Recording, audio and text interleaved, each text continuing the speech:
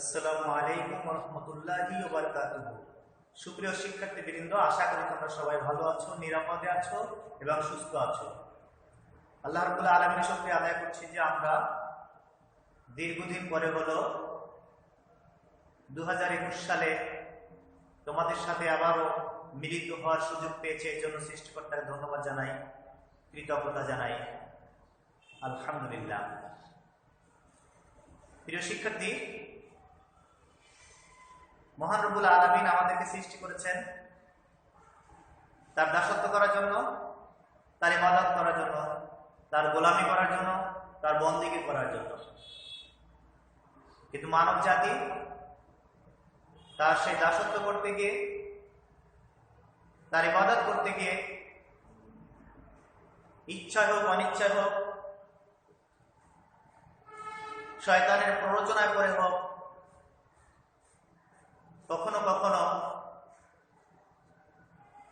এমন কর্মকাণ্ডের সাথে লিপ্ত হই, এমন কার্যকলাপ আমাদের দ্বারা সংগঠিত হয়ে থাকে যার মাধ্যমে আমার সেই ইবাদত, আমার সেই দাসত্ব ইবাদত হিসাবে পরিগণিত না হয়ে সেটি রব্বুল আলামিনের কাছে মূল্যহীন হয়ে যায় যখন আমরা তার সাথে শিরক বা অংশীদার সাব্যস্ত করে থাকি। প্রিয় শিক্ষার্থীরা, আজকে আমরা এমন একটি বিষয় সম্পর্কে আলোচনা করব যে বিষয়টি সম্পর্কে আমাদের সুস্পষ্ট ধারণা না থাকলে আমরা যতই ইবাদত করি না কেন, যতই তার দাসত্ব করি না কেন, সেটি আমাদের কোনো কাজে আসবে না, পুরোটাই বিফলে পর্যবসিত হবে। সুতরাং এসো আমরা শিরক সম্পর্কে সুস্পষ্ট ধারণা অর্জন করার চেষ্টা করি।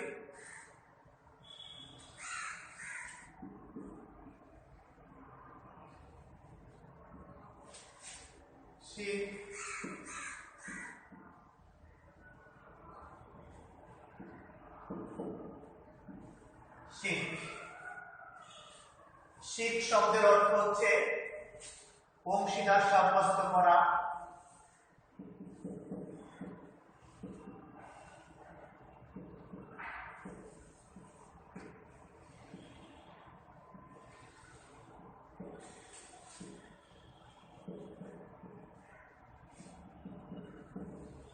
একাধিক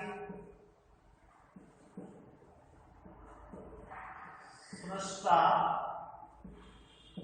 বা উপাস্যে বিশ্বাস করা,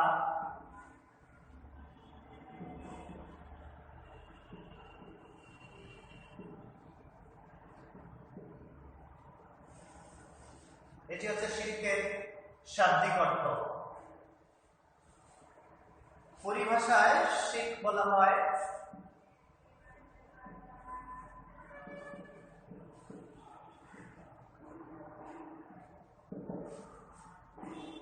মহান আল্লাহর সাথে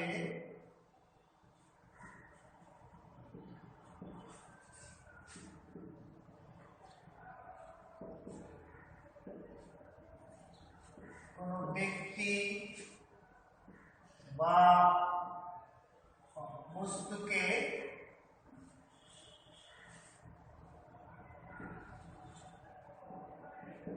তার সাথে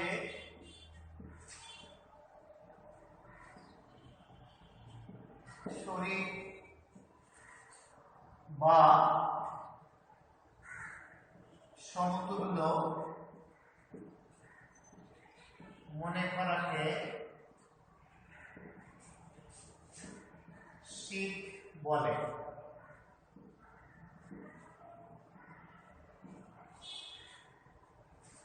মহান আল্লাহর সাথে কোনো ব্যক্তি বা বস্তুকে তার সাথে শরীক বা অসমতুল্য মনে করাকে শিরক বলে। এবং শিরক হচ্ছে তাওহীদের বিপরীত। তাওহীদ হলো একাত্মবাদ, অর্থাৎ মহান রব্বুল আলামিন একক,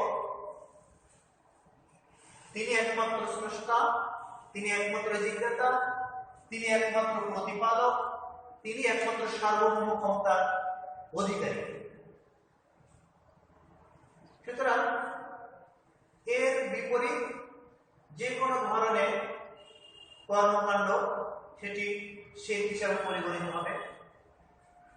আল্লাহ রাব্বুল আলামিন নিজেই কোরআন মাজিদের সূরা ইখলাসের মধ্যে বর্ণনা করেন, কুল হুয়াল্লাহু আহাদ।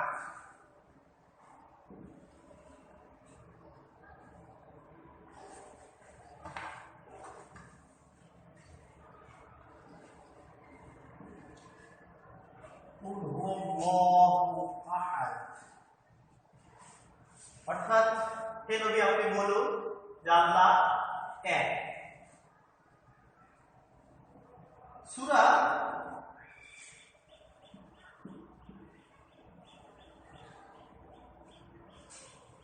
আশ-শুরার মধ্যে আল্লাহ রাব্বুল আলামিন বলেন, লাইসা কামিসলিহি শাইউন,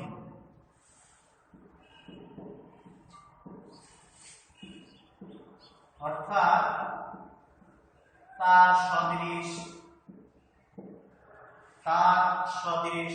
আর কেউ নেই বা তার সদৃশ কিছুই নয়। তিন নম্বর বলে, লাউ কানা ফীহিমা আলিহাতুন ইল্লাল্লাহ লাফাসাদাতা। সূরা আম্বিয়া।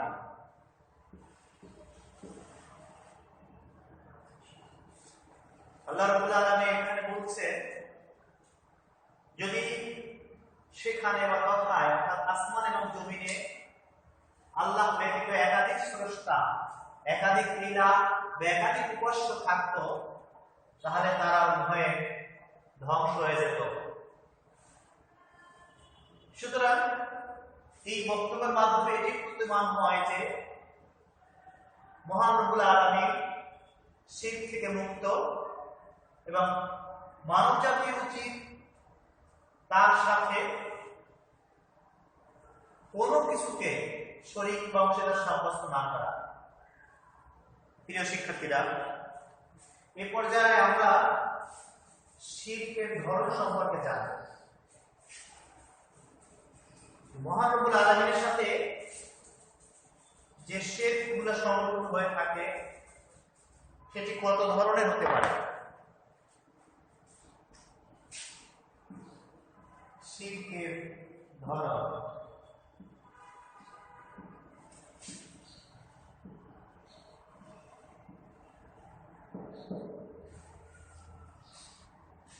আল্লাহ রাব্বুল আলামিনের সাথে চার ধরনের শিরক সংগঠিত হয়ে থাকে। এক, আল্লাহ সত্তা বা অস্তিত্বে শিরক সাব্যস্ত করা।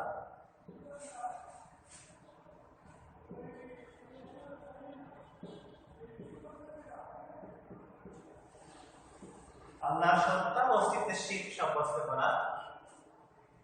যেমন হযরত ঈসা আলাইহিস সালামকে আল্লাহর পুত্র হিসেবে গণ্য করা, এটি একটি চরম শিরক। কারণ আল্লাহ রাব্বুল আলামিন সূরা ইখলাসের মধ্যে নিজেই বলেছেন, লাম ইয়ালিদ ওয়া লাম ইউলাদ, তিনি কাউকে জন্ম দেননি এবং কারো থেকে তিনি জন্মগ্রহণ করেননি। সুতরাং হযরত ঈসা আলাইহিস সালামকে যদি আমরা তার পুত্র বলে ঘোষণা দেই, তাহলে এটি আল্লাহ রাব্বুল আলামিনের সাথে সুস্পষ্ট শিরক হিসাবে পরিগণিত হয়। দুই, আল্লাহ পাকে গুণাবলীতে শিখ।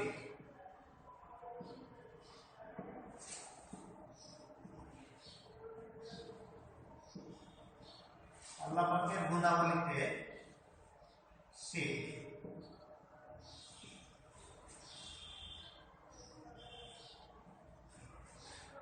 প্রিয় শিক্ষার্থীরা, আমরা জানি যে মহান রব্বুল আলামিনের যার সত্তাবাচক নাম হচ্ছে আল্লাহ,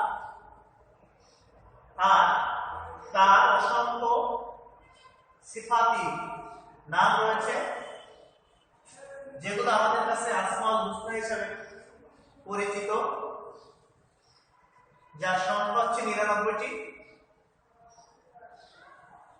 সেই নামগুলোর সাথে যদি আমরা কাউকে অংশীদার সাব্যস্ত করি বা সেই নামের যে বৈশিষ্ট্যগুলো রয়েছে সেটি যদি আমরা অন্যের ক্ষেত্রে সাব্যস্ত করে থাকি, তাহলে সেটি শিরক হবে। যেমন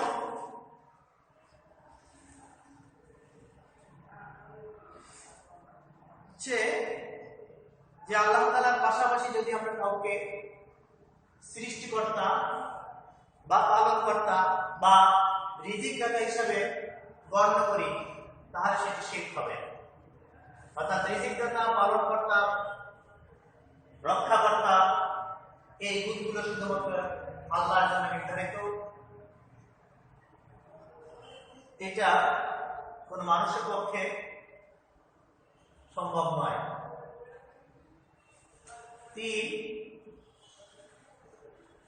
তৃতীয় যে ধরনটি রয়েছে সেটি হচ্ছে সৃষ্টি জগৎ পরিচালনায়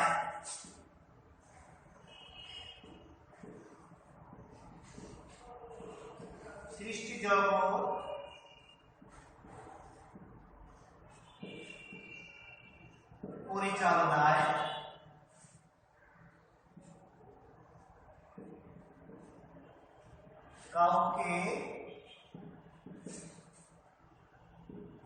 তার সমকক্ষ মনে করা।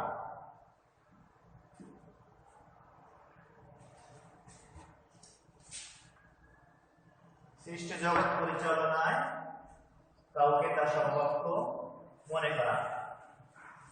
যেমন ফেরেশতাগণ হচ্ছে আল্লাহ পাকের এক ধরনের বিশেষ সৃষ্টি। এই জগৎ পরিচালনা করার ক্ষেত্রে আমরা যদি তাদেরকে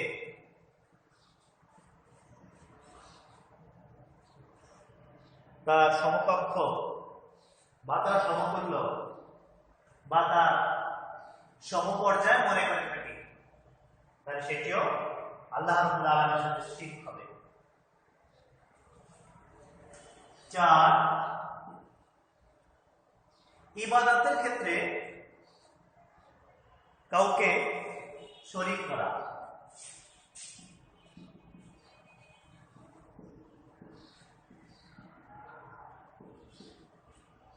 ইবাদতের ক্ষেত্রে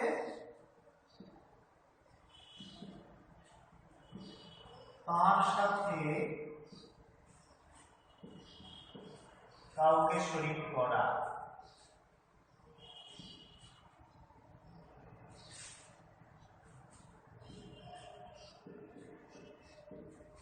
ইবাদত তবে একমাত্র আল্লাহ রাব্বুল আলামিনের জন্য নির্ধারিত। কোন সৃষ্টি তার ইবাদত করার যোগ্য নয়। আমরা যদি কেউ মহান রব্বুল আলামিনকে বাদ দিয়ে অন্য কারোর সামনে সিজদা দেই, অন্য কারো দাসত্ব করি,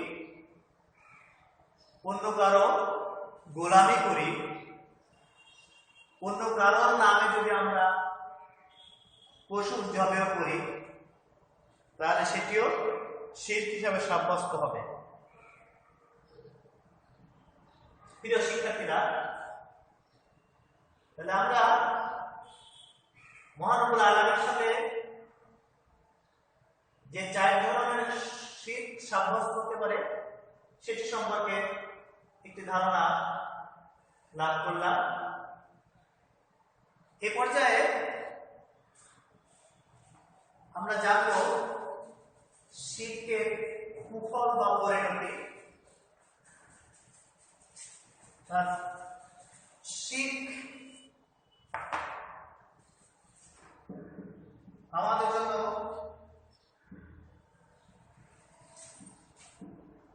শিরকের কুফল, শিরক আমাদের জন্য কতটা ভয়াবহ, শিরক আমাদের জন্য কতটা ক্ষতিকর, এই সম্পর্কে আমরা জানব। শিরক জঘন্য অপরাধ।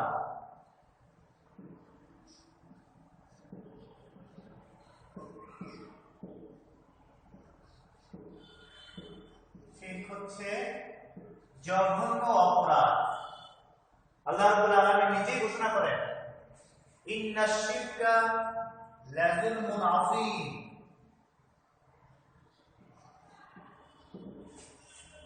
ইন্নাশ শিরকা লাযুলমুন আযীম।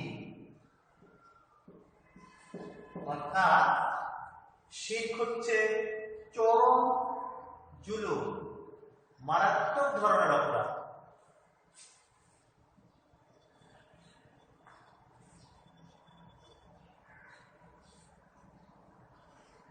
স্রষ্টার সৃষ্টি জীব হিসাবে আমাদের একমাত্র তাই দাসত্বটা গোলামি করতে হবে। তার সৃষ্টি কোনো কিছুরই দাসত্ব বা গোলামি করা যাবে না।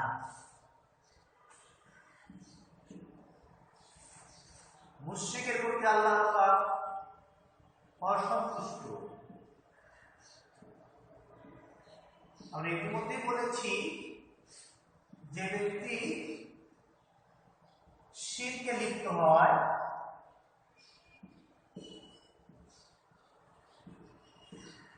যে ব্যক্তি আল্লাহর সাথে কাউকে শরীক করে,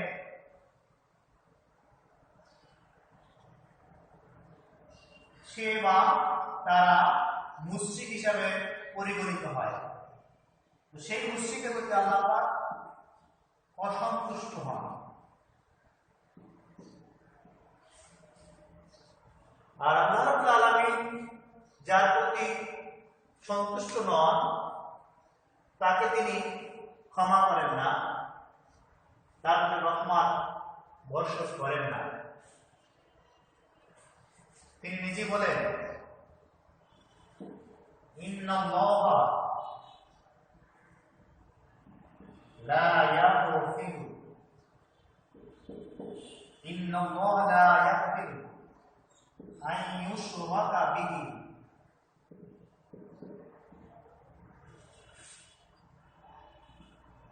ওয়া ইয়াগফিরু মা দুনা যালিক।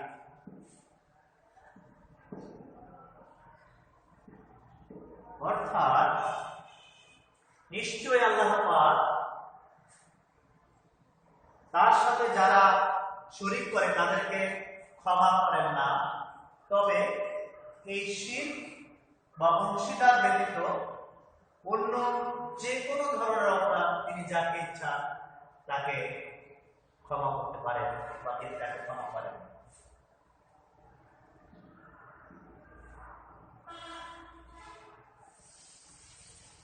শিরক ক্ষমার অযোগ্য অপরাধ।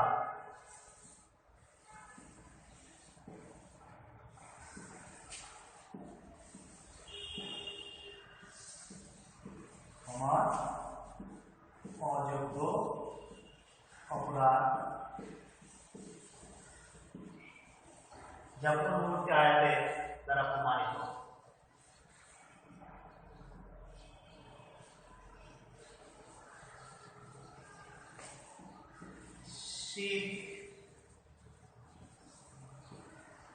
শিরককারীদের জন্য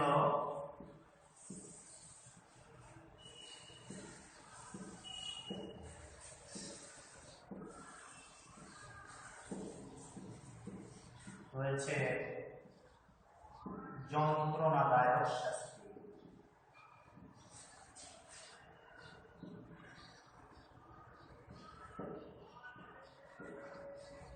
প্রিয় শিক্ষার্থীরা,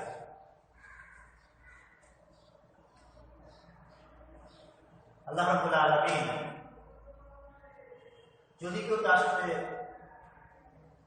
শিরক করে থাকে তাহলে অবশ্যই তাকে ক্ষমা করবেন না, এবং সেই ব্যক্তির জন্য পরকালীন জীবনে রয়েছে যন্ত্রণাদায়ক শাস্তি। আল্লাহ রাব্বুল আলামিন আমাদেরকে তার এই যন্ত্রণা থেকে, তার সাথে শিরক সাব্যস্ত করা থেকে বিরত থাকার সুযোগ দিন। তার কাছে এই প্রার্থনা করি। প্রিয় শিক্ষার্থীবৃন্দ, এ পর্যায়ে জানবো শিরক থেকে বাঁচার উপায় কি করলে আমরা শিরক থেকে বাঁচতে পারব বা শিরকে প্রতিকার করতে পারব। শিরকের প্রতিকার অর্থাৎ শিরক যদি কেউ করে থাকে তাহলে তার পরিত্রাণের উপায় নেই। প্রথমত,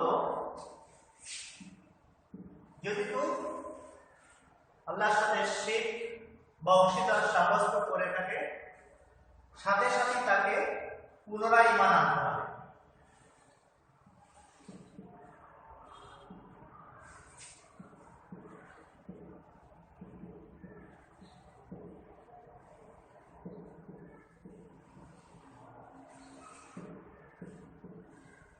পুনরায় ঈমান আনতে হবে। 2, বিশুদ্ধ চিত্তে তাকে তওবা করতে হবে।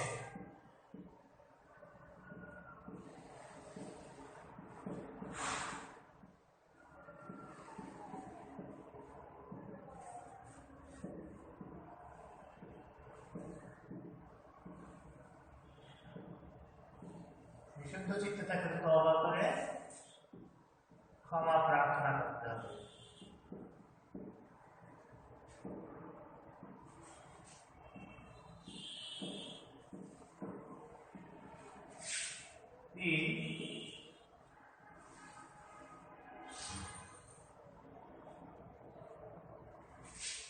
ভবিষ্যতে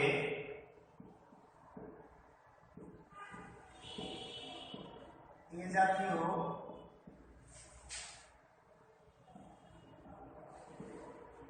পাপ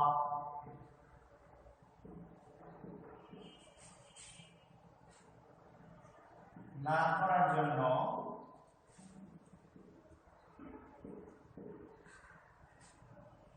দৃঢ় পদক্ষেপ নিতে হবে।